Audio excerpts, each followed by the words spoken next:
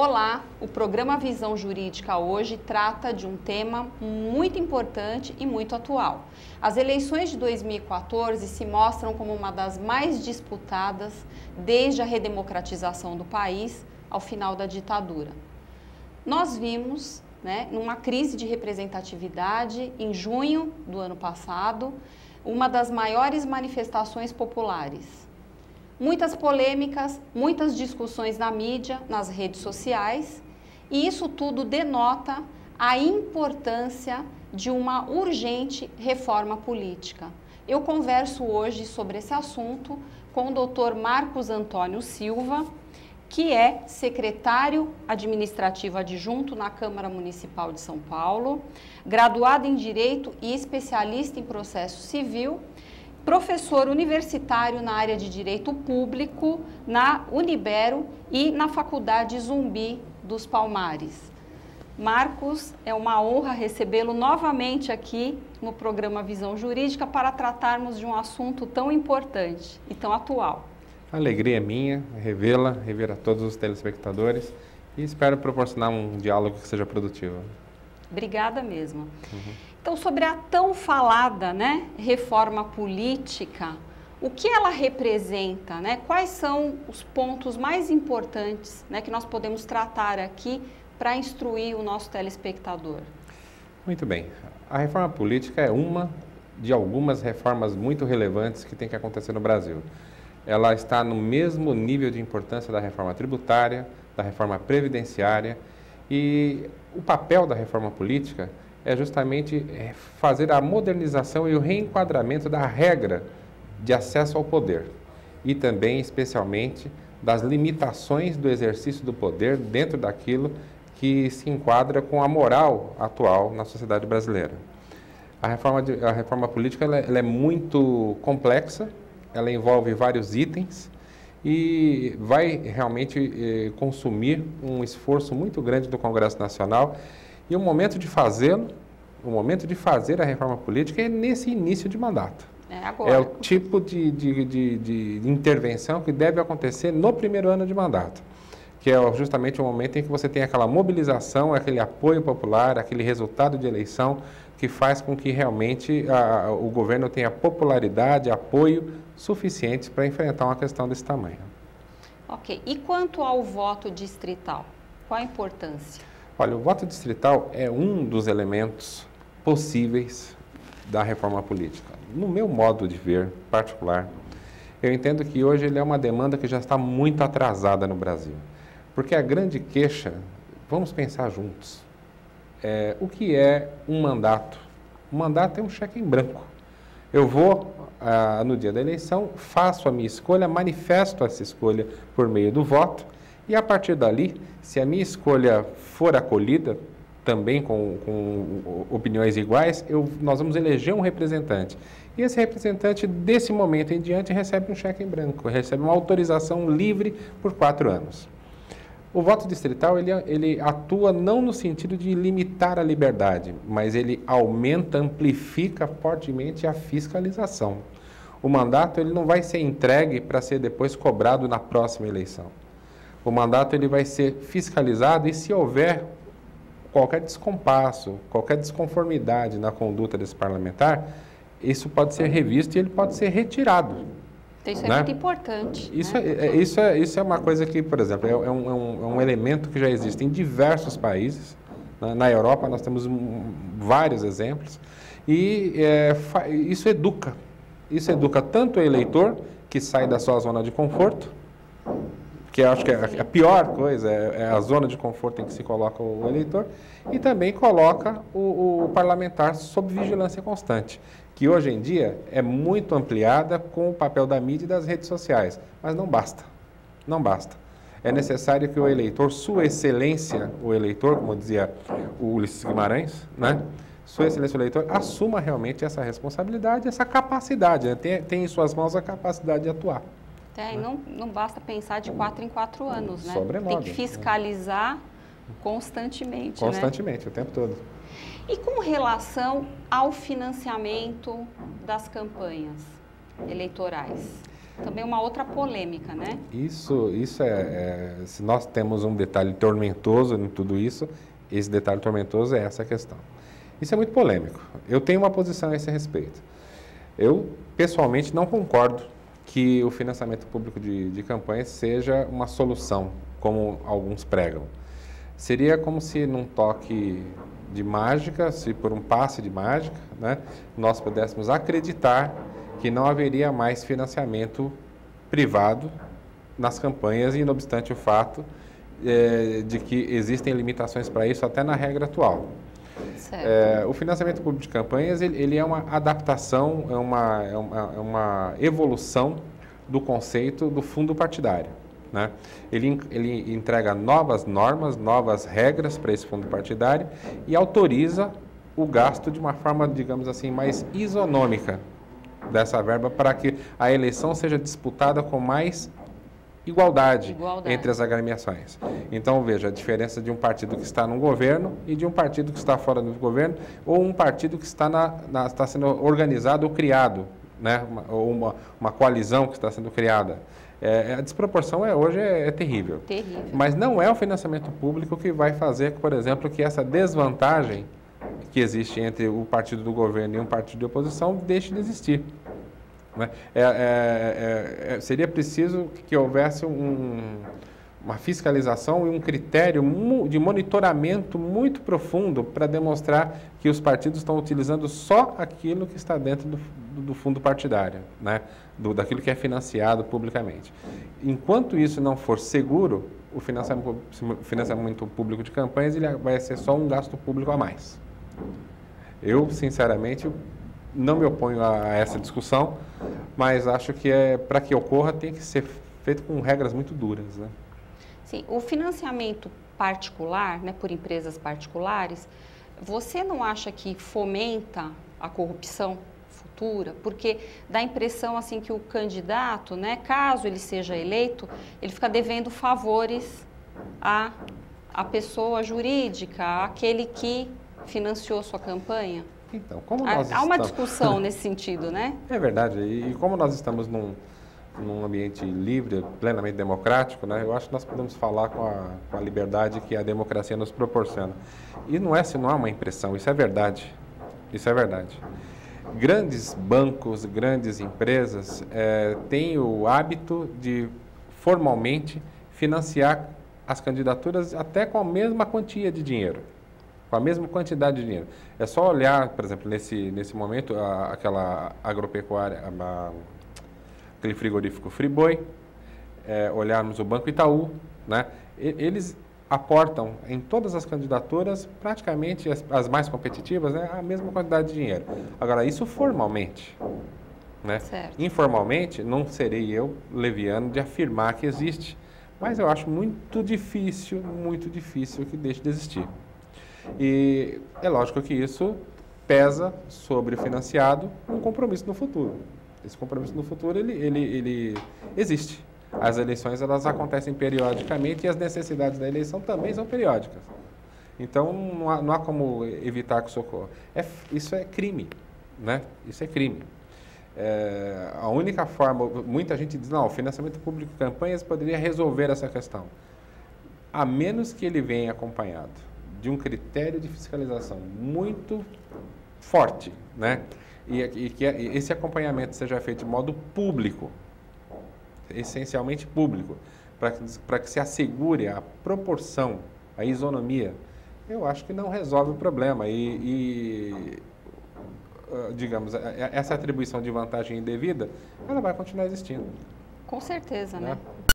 O modelo atual precisa sofrer várias modificações. É uma questão dentro da reforma política. Esse é um debate realmente que vai... Eu leio muito a esse respeito, tenho bastante interesse pessoal sobre esse assunto. Até hoje, não consegui enxergar nenhum modelo, nem de fora do Brasil, que pudesse ser seguramente adaptado à nossa realidade. Isso é difícil. É difícil. E com relação ao tempo de televisão que os partidos políticos têm agora nessa época das eleições, né? O modelo atual, qual é a sua opinião a respeito do modelo atual em relação a isso? Então, vai relativamente dentro da mesma estrada, né? É a mesma esteira. O tempo de televisão hoje ele é conseguido de acordo com a quantidade de deputados federais que o partido consegue eleger no Congresso Nacional. Com esse modelo da atual lei, nós temos a perspectiva de construção das chamadas coalizões, né? Essas coalizões partidárias, o que elas fazem? Elas aportam mandatos àquele mandato que está encabeçando a campanha, né? Como é o caso do PT com a atual presidente Dilma, como o caso de Aécio Neves com o PSDB, como era com Marina Silva. Só para destacar os 3 principais candidatos. A bem da verdade, o que faz o partido majoritário, os partidos majoritários, eles tentam atrair para a sua proposta a maior quantidade de partidos, chamados partidos aliados, porque o que se alia é a quantidade de deputados com assento na Câmara dos Deputados, e essa proporção é que dá o tempo de televisão. Nós vemos que, por exemplo, no primeiro turno da eleição presidencial, que está ainda por terminar dia 26, a desproporção que há entre o mandato do Partido dos Trabalhadores, o tempo de televisão do Partido dos Trabalhadores, do PSDB e do PSB é uma escada, né? Você percebe uma escada, e essa escada é justamente pela quantidade de deputados. O que um pouco chama a atenção, na verdade, é simplesmente o que faz com que tantos partidos se aproximem de determinada candidatura e menos se aproximem de outra. Será que não seria a caneta? Será que não seria o exercício do poder? Então, isso realmente quebra o espírito democrático, né? Travestido de democracia. A reforma política ela precisaria, em primeiro lugar, passar por outros assuntos, como, por exemplo, a questão da quantidade de partidos, né? Essa quantidade de partidos ela é relevante também para dar um pouco mais de isonomia na disputa. Ok. Nós vamos a um breve intervalo. Nosso tempo aqui é curto, infelizmente, né? Pois bem. É você que acompanha o programa Visão Jurídica. Voltamos em instantes. Joia, você está seguindo o tempo certinho, ó. 2 minutos, 3 minutos.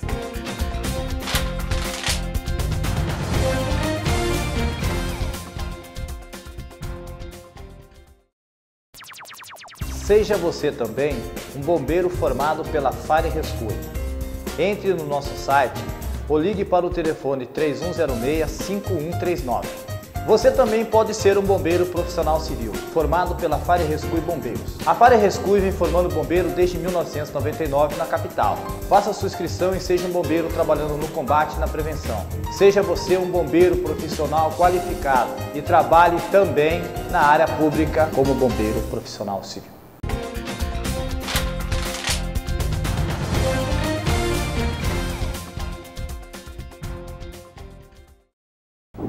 Voltamos para o segundo bloco do programa Visão Jurídica e eu converso hoje com o Dr. Marcos Antônio Silva sobre reforma política.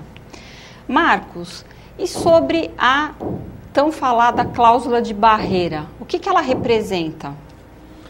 A cláusula de barreira é um filtro que foi proposto e instituído por lei infraconstitucional que foi depois vetada pelo Supremo Tribunal Federal. Mas a intenção da cláusula de barreira é o que seria mais interessante debater agora. Nós sabemos que ela não é aplicável com essa regra atual, mas é importante que, enquanto espírito, ela permaneça na discussão da reforma política. Porque veja só o que aconteceu, por exemplo, nos debates do primeiro turno. Nós tínhamos ali diversas candidaturas, as candidaturas de 1%, né?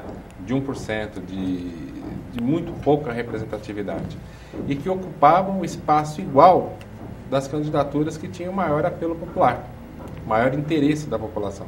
Então, essa divisão isonômica de tempo, de espaço, ela tem uma importância democrática, sem dúvida nenhuma, mas agora, do ponto de vista prático, para que o tempo seja melhor dividido entre as candidaturas que têm, de fato, chance e apoio popular demonstrado em pesquisas, né, para mudar a realidade do país, ou para manter a atual realidade do país, conforme a decisão soberana do povo, há uma perda muito grande. Há uma perda muito grande e isso deixa de contribuir para o processo eleitoral, deixa de contribuir para o processo democrático e acaba criando uma confusão na cabeça do eleitor, do homem mais simples. Então, a cláusula de barreira ela funcionaria para fazer com que partidos que têm 5%, menos de 5%, não tivessem direito de participar. Ou seja, eu acho que a grande vantagem da instituição de uma cláusula de barreira seria fazer com que partidos repensassem a sua viabilidade. Nós temos muitos partidos que são os chamados nanicos, né, ou apelidados de nanicos, que têm propostas muito parecidas entre eles. E certamente eles talvez se tornassem muito mais viáveis, uma tendência que já se mostrou nessa eleição, de serem aglutinados numa única legenda. Isso faria com que o Brasil tivesse uma quantidade menor de agremiações, que essas agremiações fossem mais conhecidas e, mais que isso, fossem melhor compreendidas pela população. Porque eu acho que todo mundo está um pouco cansado dessa discussão do nós e eles. Mas, pensemos, além do nós e eles, o que é que existe? Pois é. É preciso conhecer, né? É preciso obrigar com que as pessoas criem programas, que os partidos, né? Que as pessoas políticas criem um pouco mais de compromisso em vez de buscar esse excesso de liberdade que só serve depois para criar aquele outro mal que nós acabamos de falar. Ou seja, você aglutina, você praticamente aluga a legenda para que o partido majoritário tenha mais tempo de TV, ou seja, você cria uma instituição com o fito de que ela tenha participação no Estado Democrático e isso se perde, porque acaba sendo mercantilizado. Essa questão também vai ser difícil, porque agora, com a decisão do Supremo Tribunal Federal, a chance de redebater essa questão só com reforma constitucional, realmente. Por falar em excesso de liberdade, né, você não acha que a lei, né, é muito condescendente com aqueles candidatos que fazem paródias e algumas estripulias aí na sua propaganda eleitoral? Se torna até uma coisa engraçada, mas muitas vezes ridiculariza, né, a situação. Agora está na moda uma expressão chamada que as pessoas têm repetido, né, vergonha alheia. Né? Vergonha alheia. Muitas vezes, ao ver uma situação como essa, o que nós sentimos é isso. E quando nós rimos, provavelmente estamos rindo de nós mesmos, né? Com certeza. A lei precisa conformar isso de um modo mais adequado.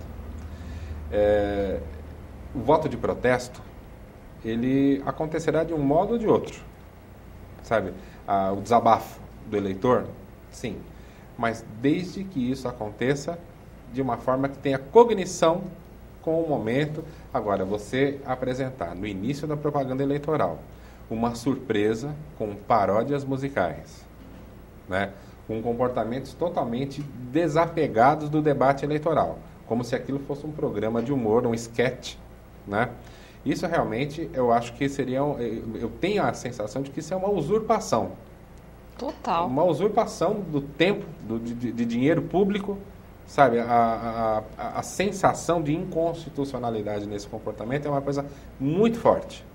O eleitor que vota numa pessoa desse tipo, ele não sabe o que está trazendo atrás disso. E essa questão precisa e vai ser certamente debatida num processo de reforma.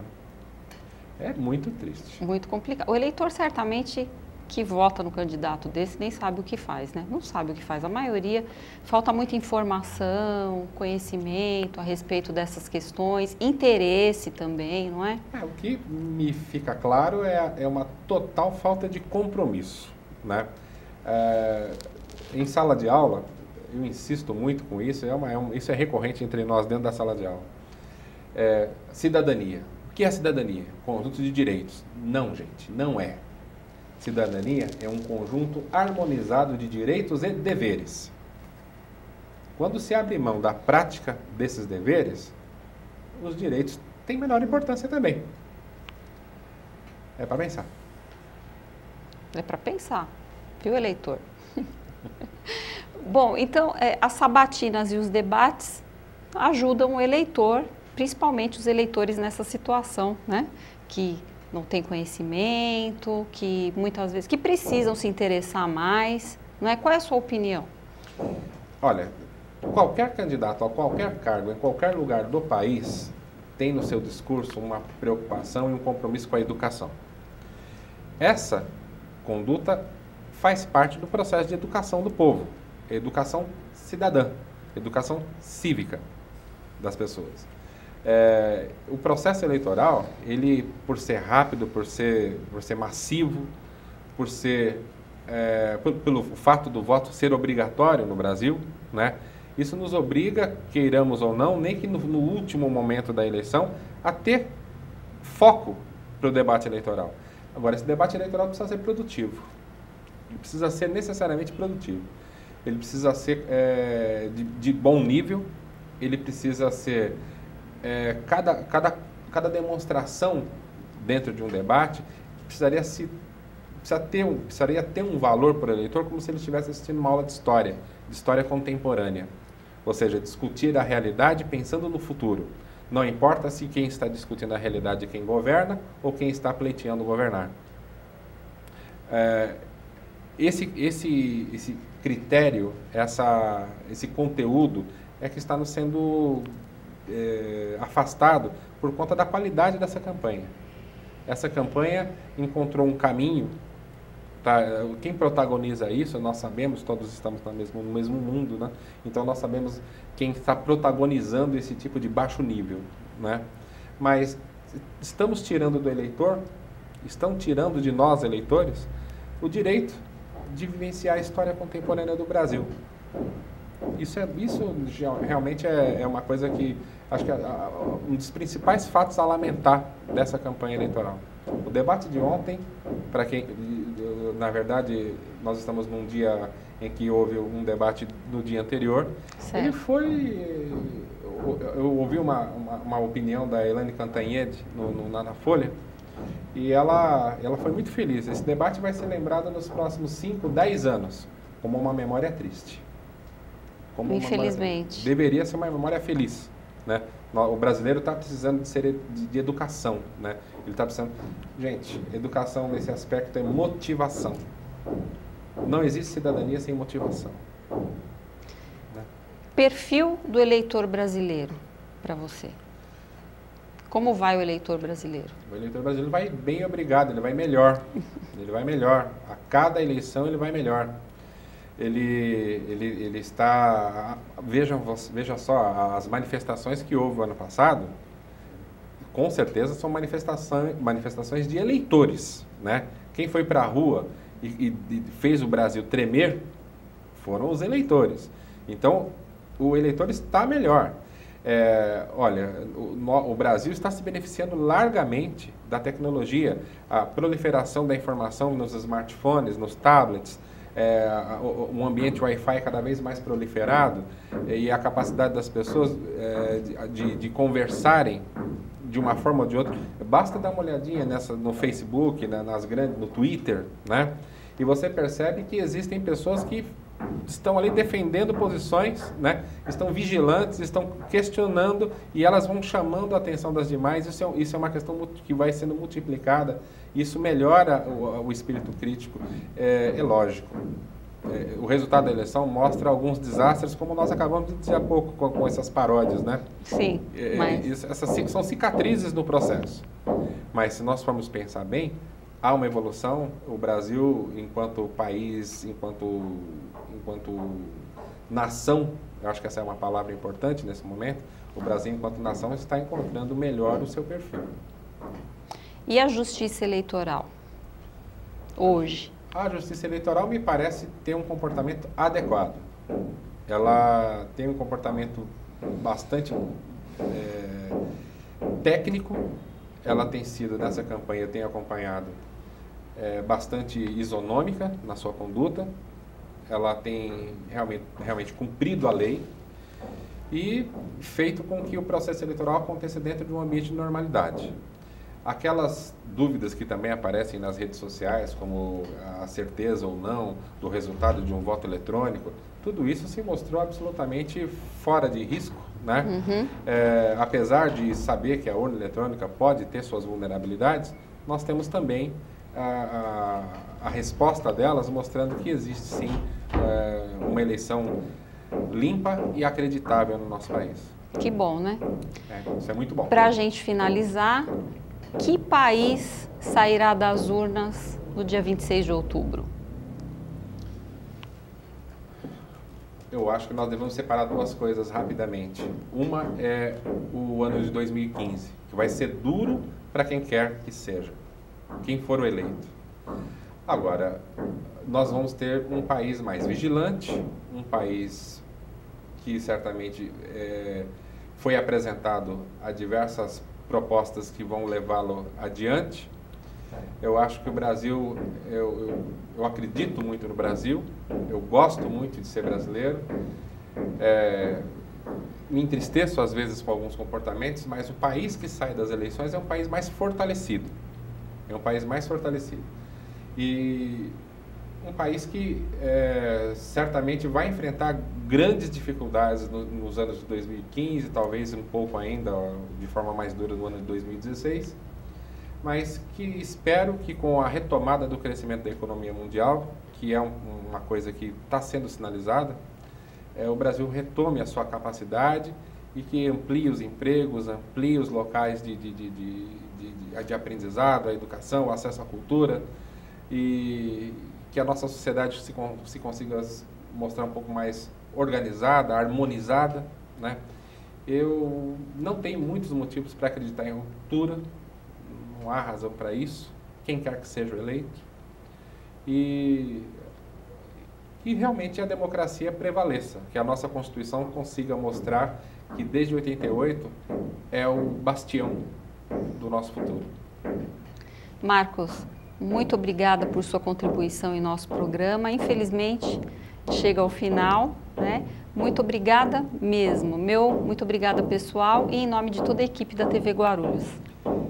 Eu, mais uma vez, agradeço a oportunidade, agradeço e manifesto a grande alegria de estar aqui e espero ter podido contribuir para ser mais um veículo de reflexão, né? Com certeza. De educação, né? Muito obrigada. E a você que acompanhou o programa Visão Jurídica, vote consciente no próximo domingo e te aguardo na próxima semana. Visão Jurídica, atualidade, informação e conhecimento aqui na TV Guarulhos. Ok. Ótimo. Ficou bom? Ficou ótimo. Pena que tinha tanta coisa.